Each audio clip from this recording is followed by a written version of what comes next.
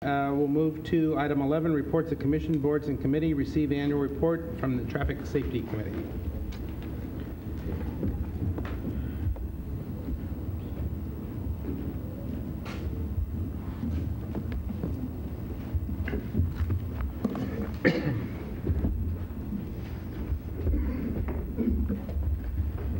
Honorable Mayor and members of the City Council and members of the general public, I'm here to give the Traffic Safety and Parking Committee 2009 annual report. First, I'd like to thank all the other committee members. Doris Mays and Saul is here, as well as Tom Hamilton, for all their support, as well as Councilmember Medina for your support. We appreciate it. 2008 was actually a really busy year for us, and going into 2009, what we did is more kind of take a step back and analyzed what we did in 2009 and figured out how we could be more efficient. So we're still finding solutions. We're still taking on the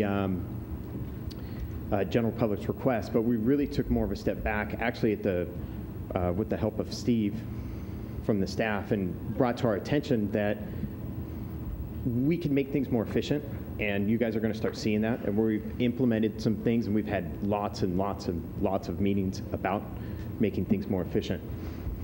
But we still had a good year. 82 people attended. Implemented our goal was, find solutions. Implemented council-approved traffic calming programs, and work with staff to establish processes to address traffic and parking issues. One of the more visible things that we did this year was the Bel Air School. They came to us with a request to help with their traffic issues, and so we implemented, we recommended, and you guys implemented the loading and no loading zones around the school.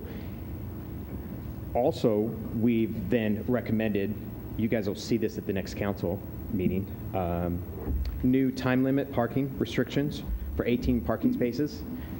So we helped the flow, but then nobody had anywhere to park. So we're just trying to, and again, we're trying to implement things, and we're trying to take a step back, and maybe if it does take another month, but what we're really trying to do is think through it, so when a request comes now, instead of just doing and handling that request, we're kind of trying to think a little bit more outside the box. We reviewed recommended traffic calming measures on Fleetwood Drive from the northerly city limit to Crestwood Drive to enhance traffic safety and visibility. These included additional speed limit signs, center line and lane edge striping, and additional hatching markings at all existing crosswalks, as well as refreshing paint and crosswalks. Fleetwood's kind of similar to Crestmore. So what we did again is we took our, experience and knowledge from Crestmore and try to apply it to Fleetwood. What else could we do there? It's a little bit different because of the hill. But again, we're taking the 2008 and we adopted it into 2009. Reviewed recommended traffic calming measures in the vicinity of Parkside Intermediate School and St. Robert School, including Niles Avenue and Oak Avenue from Crystal Springs Avenue to Genevieve Avenue. This included installation and stop signs, red curbing, and crosswalks. We reviewed, recommended the installation of a new stop sign on Monterey Drive at the intersection of Sneath Lane to alleviate congestion and allow for better traffic flow. We reviewed, recommended options to mitigate substandard clear sight distance to all intersections on San Antonio Avenue from San Felipe to St. Helena.